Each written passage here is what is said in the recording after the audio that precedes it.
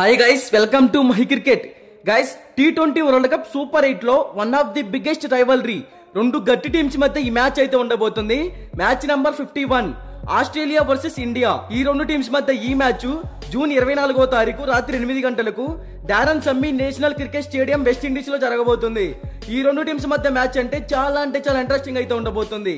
అలాగే ఈ మ్యాచ్ అయితే ఆస్ట్రేలియా టీమ్ కి ఇంపార్టెంట్ మ్యాచ్ క్వాలిఫై అవ్వడానికి. మరి ఈ మ్యాచ్ లో బోత్ టీమ్స్ యొక్క పర్ఫార్మెన్స్ ఏ విధంగా ఉండబోతుందో చూడాలి. ఇక లేట్ చేయకుండా కంటెంట్ లోకి వెళ్ళామంటే డారన్ సమ్మీ స్టేడియం పిచ్ రిపోర్ట్స్ గురించి మాట్లాడుకుంటే ఈ పిచ్ అనేది బ్యాటింగ్ కి ఫ్రెండ్లీ పిచ్, అలాగే కొంచెం బౌలింగ్ కి కూడా పర్లేదనే చెప్పుకోవచ్చు. ఈ వెన్యూలో ఇప్పటి వరకు టోటల్ గా 23 మ్యాచెస్ జరిగాయి. అందులో ఫస్ట్ బ్యాటింగ్ చేసిన టీం 52% విన్ అయింది, సెకండ్ బ్యాటింగ్ చేసిన టీం 48% విన్ అయింది.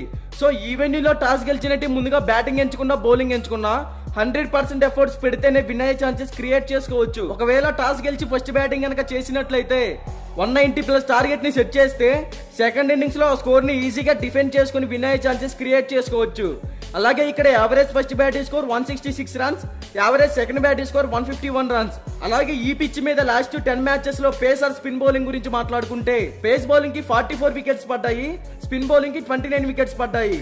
ఆల్మోస్ట్ ఈ పిచ్ అనేది పేస్ బౌలర్ కి అడ్వాంటేజ్ గా ఉంటుందని చెప్పుకోవచ్చు. ఇక బోత్ టీమ్స్ కి సంబంధించిన హెడ్ టు హెడ్ గురించి మాట్లాడుకుంటే ఇప్పటి వరకు ఈ రెండు టీమ్స్ మధ్య టోటల్ గా 31 T20 మ్యాచెస్ జరిగాయి. అందులో Indian cricket team 19 T20 matches అయితే విన్ అయింది. ఆస్ట్రేలియన్ క్రికెట్ టీం కేవలం 11 T20 మ్యాచెస్ మాత్రమే విన్ అయింది. So head to head records లో ఇండియన్ టీం కే ఫేవర్ గా ఉందని చెప్పుకోవచ్చు. ఇక బోత్ టీమ్స్ గురించి మాట్లాడుకుంటే ఆస్ట్రేలియన్ టీం కెప్టెన్ గా మిచెల్ మార్ష్ అయితే నాయకత్వం వహిస్తున్నాడు. బ్యాటింగ్ ఆర్ బౌలింగ్ పరంగా కొంచెం స్లోగా ఉన్నాడు, అయినప్పటికీ యాజ్ ఎ కెప్టెన్ గా టీం ని బాగా లీడ్ చేయగలుగుతున్నాడు. ఈ టీం టాప్ ఆర్డర్ లో చూసుకుంటే Travis head, David Warner, Mitchell Marsh ముగ్గురు కూడా ఎక్స్ట్రాడినరీ హిట్టర్సే. గ్రీజ్ లో నాట్ అవుట్ గా ఉంటే పవర్ ప్లే లో టీం కి ఒక పెద్ద స్కోర్ ని అందిస్తారు. ఇక మిడిల్ ఓవర్స్ లో చూసుకుంటే Glenn Maxwell, Marcus Stoinis, Tim David, Matthew Wade వీళ్ళ నలుగురు కూడా మంచి ఎక్స్పీరియన్స్ ఉన్న ప్లేయర్సే. ఆల్రౌండర్స్ పరంగా టీం కి బ్యాటింగ్ మరియు బౌలింగ్ లో 100% ఎఫర్ట్స్ అయితే పెట్టగలుగుతారు. ఇక బౌలింగ్ సైడ్ చూసుకుంటే Pat Cummins, Ashton Agar, Adam Zampa, Josh Hazlewood overall గా ఈ టీం బ్యాటింగ్ మరియు బౌలింగ్ పరంగా స్ట్రాంగ్ గానే ఉంది. కానీ లాస్ట్ మ్యాచ్ లో ఆఫ్ఘనిస్తాన్ లాంటి చిన్న టీం పై ఓడిపోయారు. మరి ఈ మ్యాచ్ లో ఎలాంటి కంబ్యాక్ ఇస్తారో చూడాలి. ఇండియన్ టీం కెప్టెన్ గా రోహిత్ శర్మ అయితే నాయకత్వం ఇస్తున్నాడు. యాజ్ ఎ కెప్టెన్ గా టీం ని బాగా లీడ్ చేస్తున్నాడు. బ్యాటింగ్ పరంగా 100% ఎఫర్ట్స్ అయితే టీం కి పెడుతున్నాడు.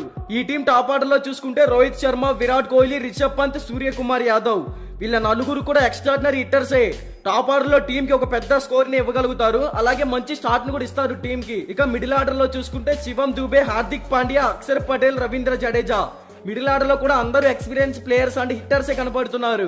టీమ్ కి 100% ఎఫర్ట్స్ పెట్టగలరు, అలాగే మంచి ఫామ్ లో కూడా కనపడుతున్నారు. ఇక బౌలింగ్ సైడ్ చూసుకుంటే కుల్దీప్ యాదవ్, హర్షదీప్ సింగ్, జస్ప్రీత్ బుమ్రా బౌలింగ్ లో కూడా అందరూ వికెట్ టేకర్సే ఉన్నారు ఈ టీమ్ లో. ఓవరాల్ గా ఈ రెండు టీమ్స్ మధ్య మ్యాచ్ అంటే డూ ఆర్ డై లా ఉండబోతుంది. మరి ఈ మ్యాచ్ లో ఆస్ట్రేలియా టీం పై ఇండియన్ టీమే విన్ అవుతుంది అనేది నా ఒపీనియన్. మరి మీరు ఏ టీం విన్ అవుతుంది అనుకుంటున్నారో కామెంట్ చేయండి. ఇక బోత్ టీమ్స్ కి సంబంధించిన ఎక్స్పెక్టెడ్ ప్లేయింగ్ 11 డిస్ప్లే మీద రన్ అవుతుంది, ఒకసారి చెక్ చేయండి.